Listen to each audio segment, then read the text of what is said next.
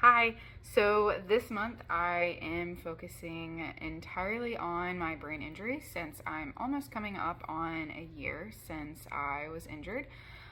So to begin, I guess I'll start from the beginning, and that is immediately after the first treatment of TMS, which is transcranial magnetic stimulation. And it is supposedly supposed to feel like a woodpecker or a gentle hair pull. For me, it did not at all. It felt like Thor's hammer was slamming down on my skull.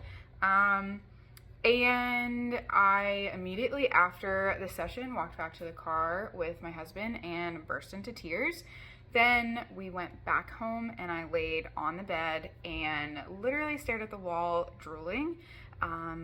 Was not really aware of my surroundings, nor was I coherent, I would say. I was just in a tremendous amount of pain, and we went back for a second day. We told the techs what had happened. They assured us that they were going to tell the doctor and that they were going to be there, both the tech and the doctor, on day 3.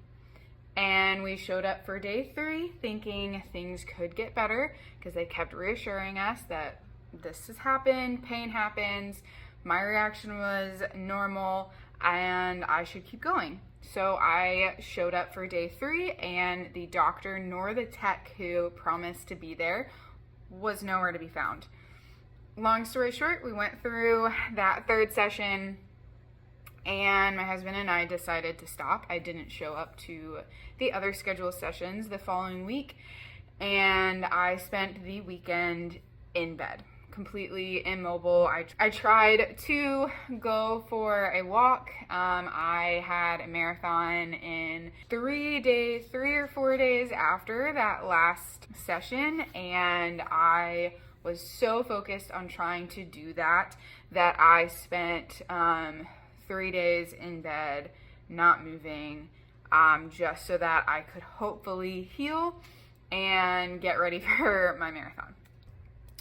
Oh boy, so trying to run a marathon after a brain injury is really, really difficult. So like I said, I was in bed for about 3 to 4 days, sleeping over 8 hours during those days, and also sleeping at night. And I thought that I could run. I was super stubborn. I had trained for months and months and months, as you know, if you have ever done a marathon or some sort of distance race at all. Training is required. So I wanted to run. My friend was running. I wanted to run with her and her husband. So my sights were on how I could run. And we all made a plan that we would do check-ins every few miles to make sure we would know how I was doing. Lo and behold, by mile 19, it was absolutely donezo for me. So most people who've run, this is usually the point in the race where it's really, really tough anyways. But for me, I dropped my honey packet that I was about to consume, and my neck felt like an elephant was sitting on top and about to absolutely crush it, and it was going to snap on impact or any more impact of pounding of each foot. The other thing that I noticed is my complete right side from my shoulder all the way down to my foot felt like lead, and I was not able to move my right foot anymore. And throughout the whole race, I was running pretty strong. I had a decent pace. I was staying hydrated. I was taking my snacks. I do not remember falling or twisting anything. I just remember by mile 19, my right side was absolutely done.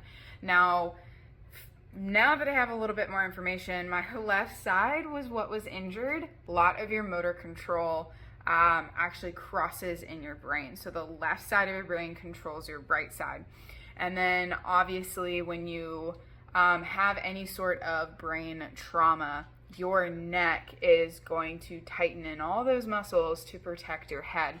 So that's kind of what was going on, unbeknownst to me at the time, but I saw my husband at mile 19. He and the dogs were camped out on their super cute 4th of July towel with all their 4th of July bandanas and necklaces and sunglasses, that I saw him and I just had to quit. So I dipped out at mile 19, not even able to walk because of my right side. My left side felt super, super strong and ready to go, but my right side was down for the count, and so was my neck, and as a result decided to stop.